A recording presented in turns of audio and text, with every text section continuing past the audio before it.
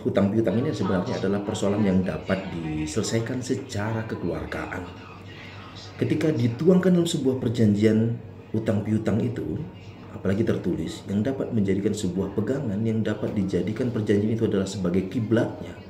Hukum, produk hukumnya para pihak itu jelas bagaimana cara penyelesaian hutang piutang, ya, dan bagaimana cara pembayaran, dan bagaimana ketika seseorang dinyatakan lalai, dan bagaimana seseorang dinyatakan dia wan prestasi, dan bagaimana seseorang dinyatakan dia adalah orang yang tidak beretikat baik di dalam pemenuhan isi perjanjian hutang piutang, gitu ya. Baiknya hutang sebesar apapun dituangkan dalam sebuah perjanjian.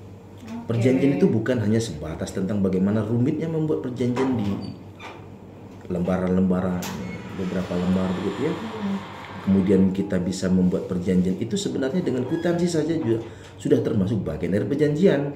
Jadi jangan bayangin yang rumit-rumit. Iya, jangan sampai pasal, kalau kita minjam uang 5 juta begitu ya, sampai membuat pasal-pasal yang sampai dibuat situ ada cash major bagaimana ya dalam keadaan kahar gitu ya, bagaimana proses penyelesaian persisihan gitu kan, menggunakan bahasa apa gitu, itu dinilai terlalu rumit. Mungkin itu lebih kepada perjanjian-perjanjian yang skalanya besar.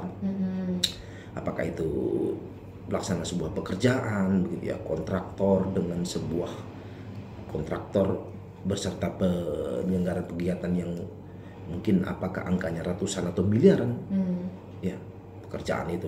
Jadi kalau hutang piutang walaupun hanya 5 juta untuk pembayaran kos misalkan, atau untuk pembiayaan yang sifatnya ini bisa ditanggulangi bulan depan sudah bisa dibayarkan, dibuatkan saja semacam kwitansi, kemudian memuat di situ bagaimana hak dan kewajiban serta tanggung jawab terhadap peminjaman uang itu.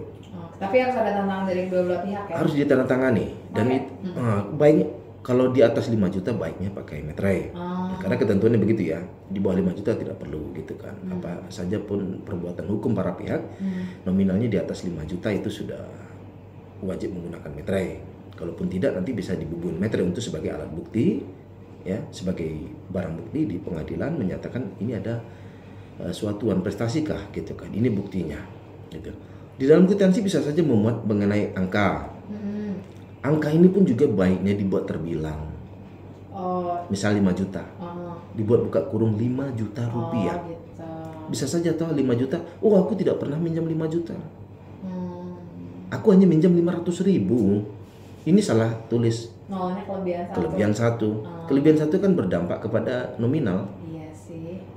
Jadi dibuatkan terbilangnya 5 juta rupiah. Untuk kepentingan apa? Misalkan pembayaran kos. Dan paling lambat kapan dibayarkan?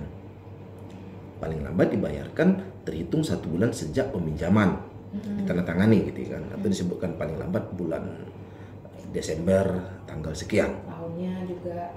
Tahun jangan lupa menyebutkan, bisa saja toh paling lambat 20 Desember. Sampai tahunnya yang ada. Tahun ini bisa saja 2029 gitu. Banget. Iya, jangan menimbulkan multitafsir. Tegas gitu, singkat ya, sudah cukup toh. Berarti paling lambat tanggal 20 Desember sudah dikembalikan uang itu oleh si peminjam gitu ya. Kemudian karena kita meminjam itu adalah akibat dari sebenarnya akibat kedekatan, saling kepercayaan. Oh, tidak perlulah buat kwitansi, oh tidak perlulah buat perjanjian. Ternyata hutang piutang ini 1.500.000 pun itu menjadi silet yang paling tajam untuk memutuskan silaturahim. Banyak kejadian, banyak terbukti. Dan ternyata persoalan mengenai hutang piutang itu akibat dari dasar kepercayaan sehingga tidak bisa dibayarkan, maka berdampak kepada hubungan silaturahim dan perselisihan, persengketaan persahabatan. Ya, betul. Putus gara-gara 5 juta, putus gara-gara 1 juta, putus gara-gara 300.000 gitu kan. Apalagi uang yang digunakan itu bukan untuk kepentingan kos tadi, pembayaran kos gitu kan. Banyak kejadian. Kalau tidak ingin meminjamkan uang, jangan diberikan.